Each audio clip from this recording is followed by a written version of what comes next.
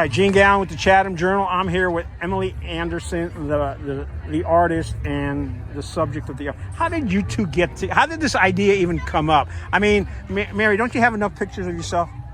Not yet. Not yet. Okay. Well, that I know. I think I told you that it was my friend Krista Miller, who works for Hobbs Architecture. Okay.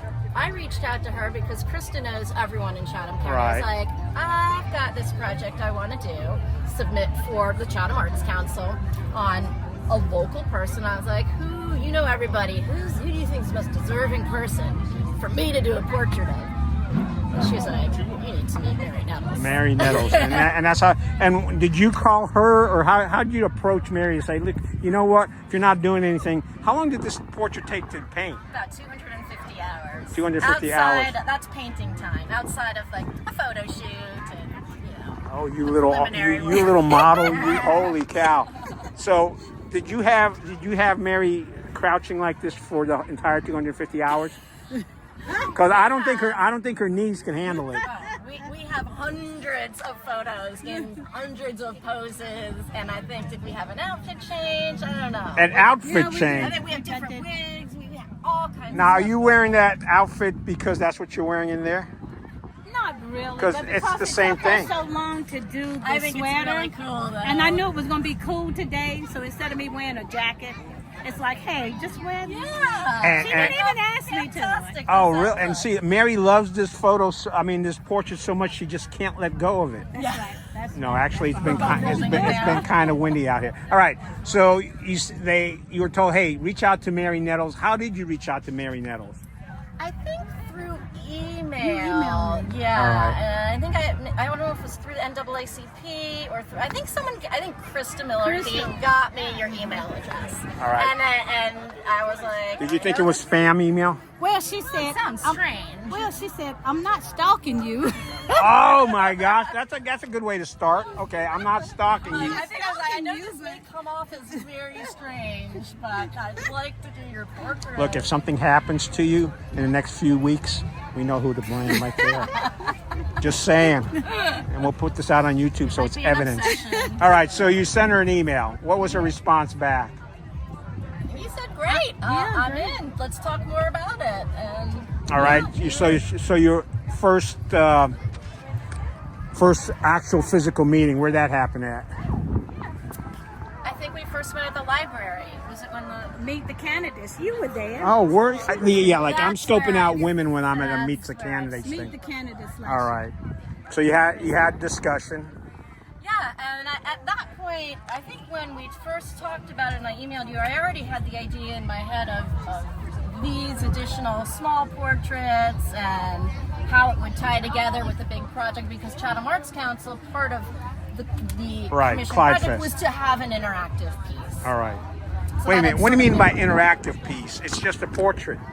Exactly. But no, there's this whole other piece. Oh, of this the whole other small piece. portraits and the seed packets that people take home. All right. Other people in Chatham County who have been doing great things and planting seeds in honor of them. All right. So the whole project is called Sowing the Seeds of Social Justice. There you go. How'd you decide on this background and this pose and the pumpkin? I think Mary said you like pumpkins. Was that the thing?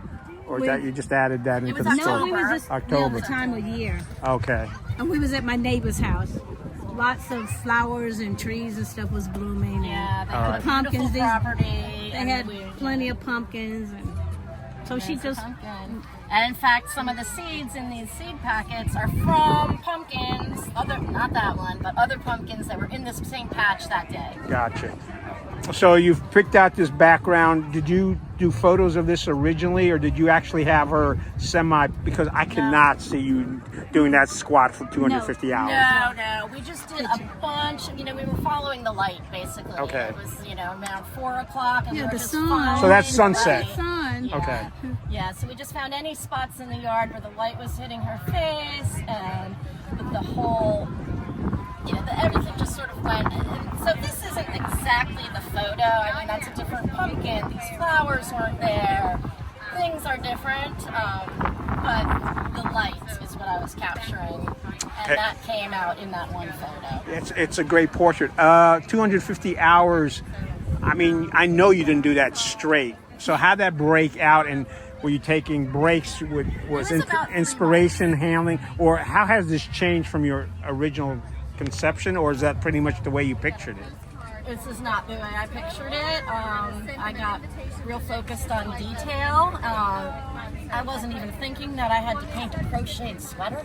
Oh, you made it hard for her. I was like, oh, red sweater, and I was like, that's a crocheted sweater. Okay. So you could have cheated and just made it completely red, but no, you can see right there, it's the real It's a thing. beautiful sweater. Yeah, I had to do that.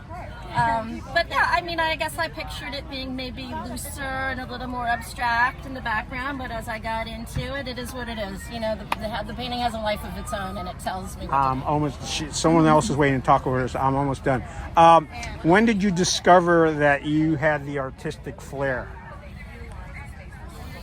I've been taking art classes since I was in middle school, probably, and I was an art major in college, painting, and just been painting ever since. Now, besides this portrait of Mary, what artwork have you done that's put the biggest smile on your face? Besides this portrait, of course.